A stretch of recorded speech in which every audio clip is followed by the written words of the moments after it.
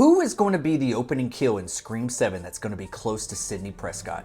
Let's talk about this. Jamie Kennedy, subscribe to my man, Destination Station right now if you want the best content.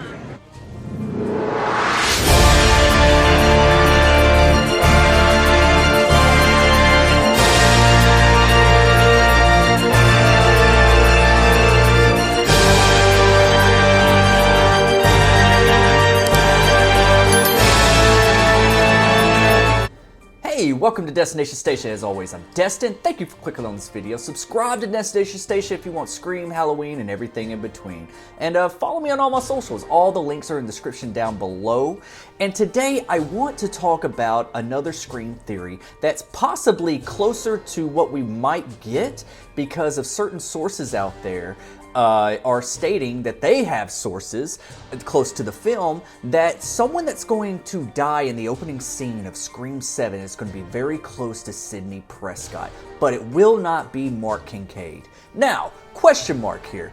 If it is not Mark Kincaid, and if it is not Gail Weathers, because we know that she's supposed to take a more significant role in this one, it might be more Gail and Sidney focused in this one than all the other ones. So if it's not Mark Kincaid, and if he's only coming in and he's only got a certain amount of time to be able to film on this movie, and if he's not the opening kill, then who could it actually be?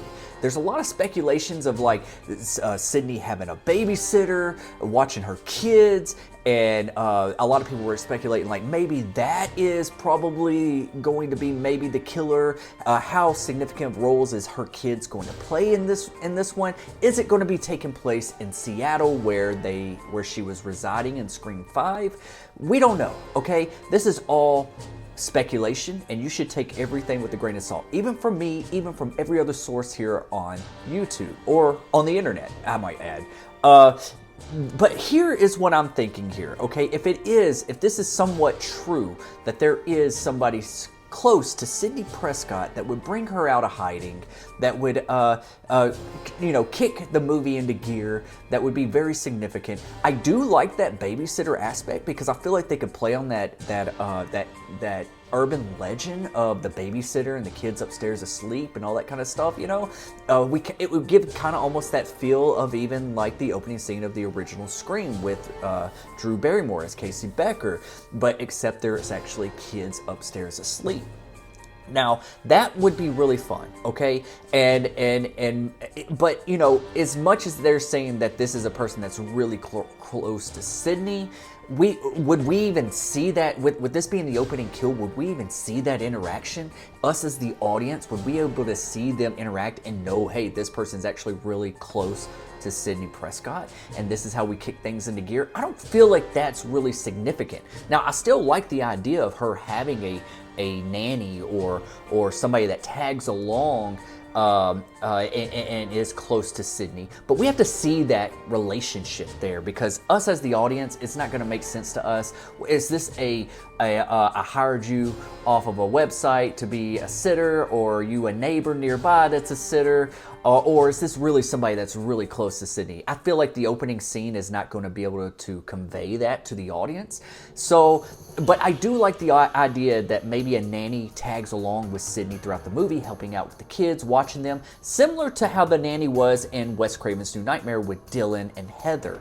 So, you know, how the babysitter was like very close to Heather and taking care of Dylan and was really caring of their well-being.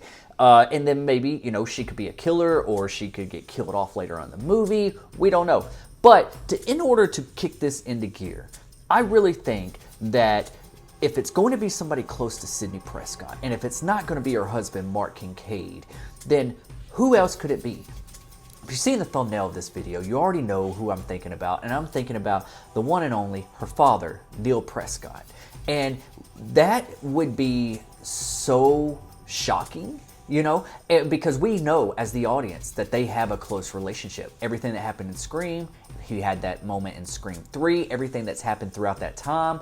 You know, what if her dad is staying with Sidney while Mark is gone? And maybe Sidney has to go to work, or maybe she's going out. Maybe Sidney and Mark are going out on a date night, And the kids are left with Neil Prescott at the house, and Neil gets killed. And that brings Sydney and Mark and the kids out of hiding, you know, or maybe that just kicks the movie into gear and we just go on it from there, you know. And I know a lot of y'all are thinking like, hey, it was known that, you know, Neil Prescott was died or whatever, you know, that was on the commentary. What was it? I think it was Scream 4. But you know what? It's not canon because it did not happen in the movie and it was not mentioned in the actual movie. So he's still alive and well. That's something that did not make the cut.